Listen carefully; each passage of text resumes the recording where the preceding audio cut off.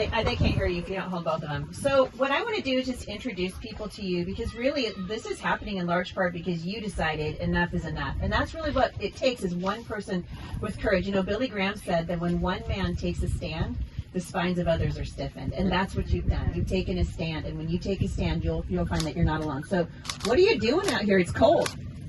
Well, we're tired of being told what to do. Yeah. Was there a breaking point for you? I heard you're studying the Constitution. Yeah, well, our teachers, 2 of them, are with us today, and they're big supporters of what we're doing, but we didn't get to go to school our sophomore year. We didn't get to go to school most of our junior year, and now our senior year we have to wear masks, and school has become all politics. There's no teaching left in the school. It's just you have to wear a mask, do what you say, keep all the doors locked. It's just all based on fear, and we're tired of being held down. Yeah, I'm glad to hear it. When you say that, you know, because Jim, you just said something that was so important. You mentioned unintended consequences. You are experiencing that on a daily basis here. Basically, these kids have had 2 years of their lives stolen from them, and instantly wants to keep it going forever and ever. And you're saying no more, enough is enough. What are some of the unintended consequences? Because you know, good people can disagree on this issue, but it's been long enough, right? And we're done. And we're not going to live under fear anymore. But you have experienced this firsthand, as have so many of the students right behind you. What are some of the unintended, maybe we didn't think about that when we said on your face. What are you experiencing? What's it been like to live through? Well, it's depressing.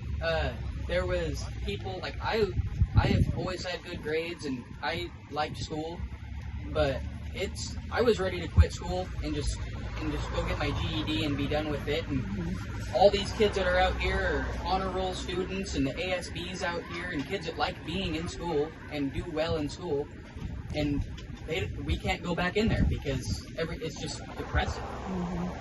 Yeah, I noticed the other day I was in Costco. People don't look at each other anymore. Have you noticed that? Yeah. You guys notice that too? People aren't making eye contact anymore, right? And you're noticing that too. And you said that it's depressing. Have you been hearing from other kids who have been struggling with depression while this has been happening? Well, yeah, we don't have that social contact that we had, you know, when I was a freshman, when this wasn't a thing.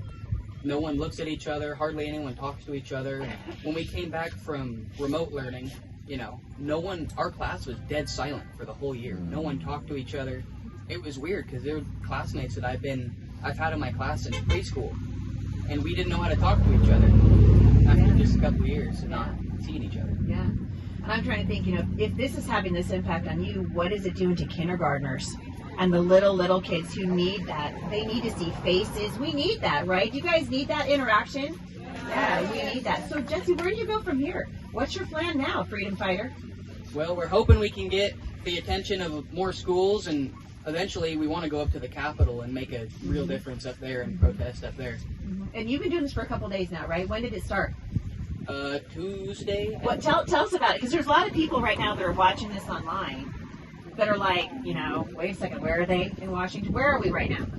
Pe Ell, Washington. Pe Ell, Washington. So out a little bit west, where most people are used to hearing about Washington State. And you guys, this is a small community, and you had enough. And then what happened? Tell everybody what happened. Well, it was after lunch, and I heard that, we're going to do a walkout. I thought, we'll go out and, you know, make a statement for a period and go back in and whatever. But as time went on, you know, this is, I think, day 4. We're still out here. So, yeah, it turned into a pretty awesome thing. Yeah, that's awesome. And are you going to continue? What's the plan? I'm not really sure. Yeah. Yeah, it's something I'd have to talk to our whole group about and see if we're going to keep doing it, or we're talking about maybe just going in on Monday and not wearing masks and seeing what they can do. They did that in Washougal. Are you guys watching what's going on in Washougal? So, what is it, over 100 kids, I think, right? That said enough is enough. And I think you guys are sending a message loud and clear. And I think people are, I bet there's a lot of people watching this. If these guys continue the walkout, they're going to show up on Monday with heaters, hot dogs, you know, food trucks. We can have a lot of fun. And I'd love to see you continue. Jesse, did you get your mandate shirt yet? Yep. Your mandate shirt. All right. You guys give it up.